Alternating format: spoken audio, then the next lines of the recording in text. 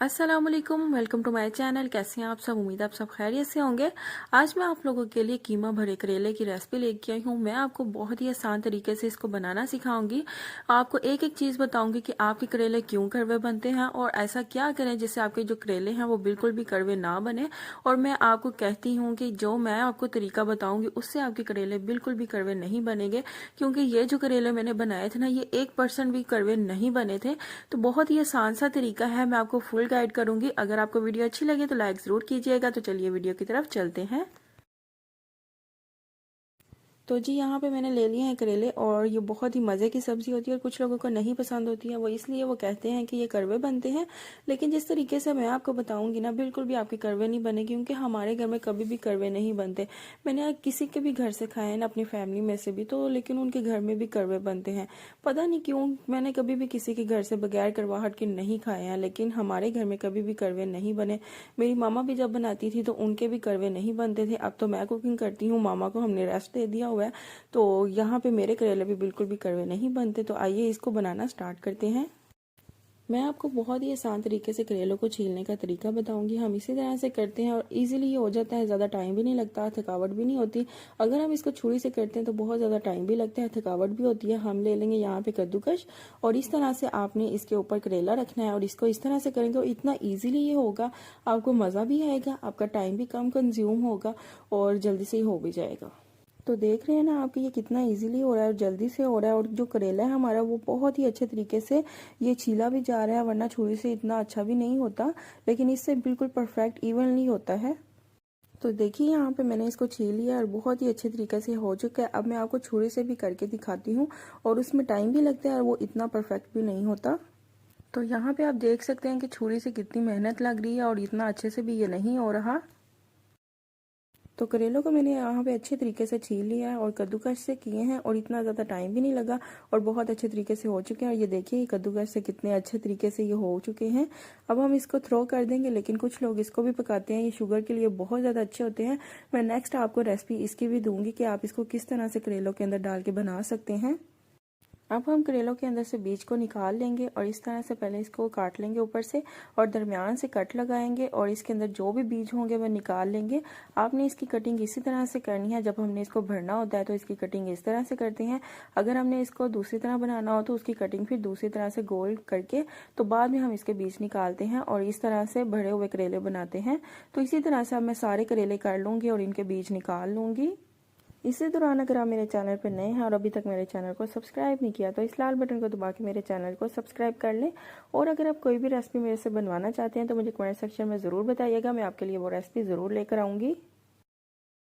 करेलों के बीज मैंने यहाँ पे अच्छे तरीके से निकाल लिए हैं। अब हम इसके ऊपर थोड़ा सा नमक लगाएंगे, वो इसलिए क्योंकि जो हमारे करेले हैं वो बिल्कुल भी कड़वे नहीं बनेंगे। आपने यहाँ पे इसके ऊपर नमक डालना है और इसको अच्छे तरीके से एक दफ़ा मल देना है हाथ की मदद से। उसके बाद आपने इसको 20 मिनट के लिए छोड़ देना है और फिर उसके बाद हमने इसको वॉश करना है। इतने अच्छे तरीके से आपने इसको वॉश करना है कि इसके अंदर कोई भी पानी नहीं रहना चाहिए, लेकिन आपने इसको ना तकरीबन 3 से 4 दफ़ा धोना है और अच्छे तरीके से मल मल के धोना है, ताकि इसके अंदर से जो भी करवाहट है ना वो निकल जाएगी। यहाँ पे ही आपकी कड़वाहट दूर हो जाएगी।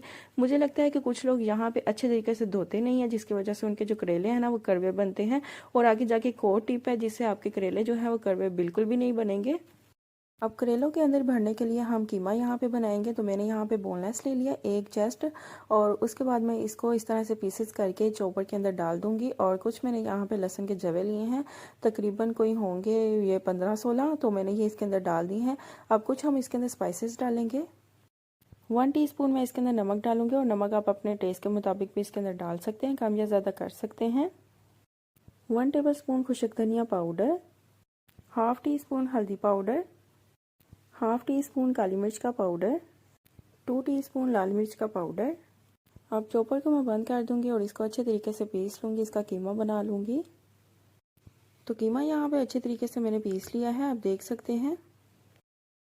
अब एक बाउल के अंदर मैं कीमा डाल दूंगी और इसके अंदर हम डालेंगे थोड़ी सी बड़ी कटी हुई सब्ज़ मिर्चें और थोड़ा सा बड़ी कटा हुआ प्याज मैं इसके अंदर डाल दूंगी। और फिर इसके बाद हम डालेंगे थोड़ा सा बड़ी कटा हुआ टमाटर। वैसे तो आप इसको कीमे के साथ ही कर सकते थे, लेकिन इसका भी अलग टेस्ट आएगा। अगर आप चाहें तो इसको कीमे के अंदर भी कर सकते हैं, और टमाटर कीमे के अंदर मत कीजिएगा, वो बाद में ऐड कर दीजिएगा या आप उसको स्किप कर दीजिएगा। अब इन सबको मैं अच्छे तरीके से मिक्स कर लूँगी। करेलों को मैंने अच्छे तरीके से धो लिया है और कुछ करेलों को मैं भरूंगी और कुछ को काट लूँगी और कटे हुए करेले भी इसके अंदर ही जाएंगे। किस तरह से करूँगी आगे मैं आपको बताती हूँ। अब करेले के अंदर इस तरह से मैं कीमे की फिलिंग कर लूँगी। इस तरह से आपने डाल देना है और कुछ लोग यहाँ पे कीमे को फ्राई भी कर लेते हैं और इस तरह से भी डाल देते हैं। आपकी अपनी मर्ज़ी कि आप इसको फ्राई करके इसके अंदर डालना चाहते हैं कि इस तरह से डालना चाहते हैं। अगर आप इसको इस तरह से डालेंगे तो आपको ये बिल्कुल कबाब की तरह का लगेगा।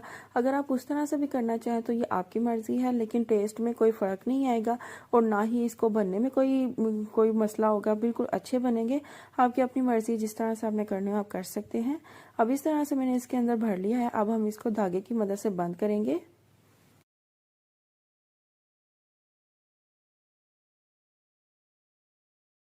तो देखिए यहाँ पे बहुत अच्छे तरीके से हमारा जो करेला है वो बिल्कुल तैयार हो गया है। मैंने इसका अच्छे तरीके से बंद कर दिया है धागे की मदद से। अब इसी तरीके से मैं सारे कर लूँगी।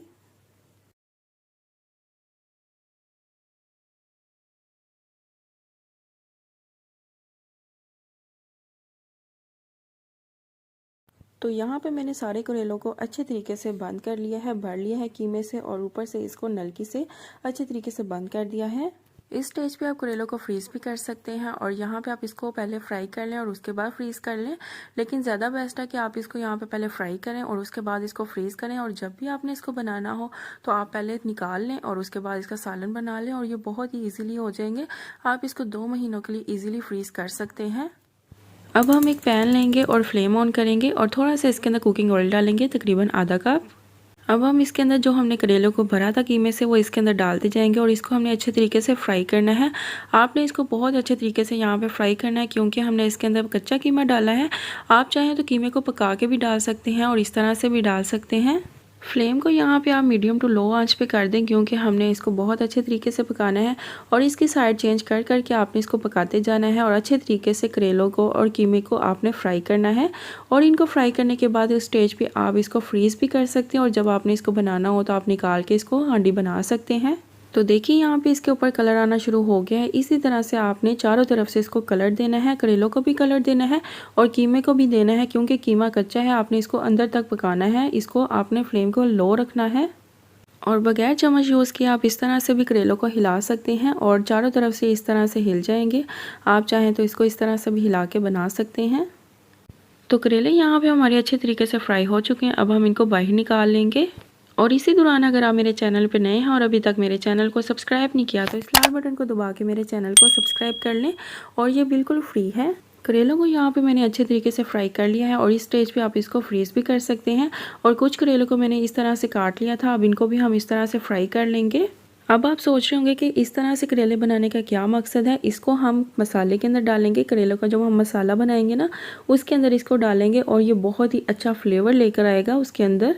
ये वाले करेले भी मैंने फ्राई कर लिए। अब इसको हम बाहर निकाल लेंगे और साइड पे कर देंगे। अब एक कढ़ाई लेंगे और उसके अंदर 1 कप हम कुकिंग ऑयल डालेंगे। अब इसके अंदर मैं बारीक कटे हुए प्याज डाल दूंगी 5 से 6।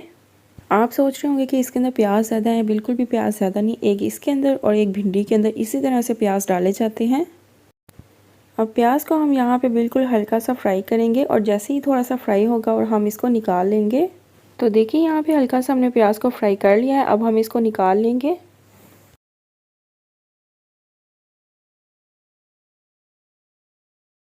अब दोबारा से हम इसके अंदर थोड़ा सा ऑयल डालेंगे। अब इसके अंदर मैं कीमा डाल दूंगी और जो करेलों से बचा था ना वो कीमा मैं इसके अंदर डाल दूंगी।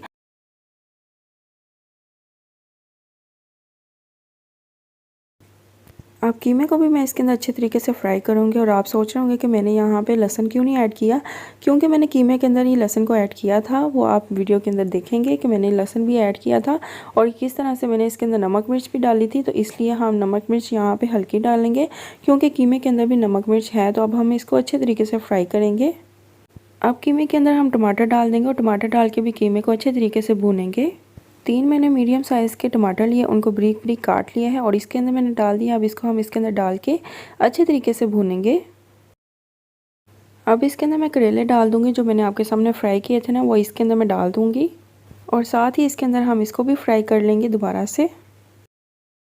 थोड़ा सा इसके अंदर मैं पानी डालूंगी ताकि जो कीमा है वो हमारा अच्छे तरीके से गल जाए। और इसको ढक्कन लगा के हम रख देंगे तकरीबन 5 मिनट के लिए। 5 मिनट हो चुके हैं, कीमा यहाँ पे अच्छे तरीके से गल चुका है।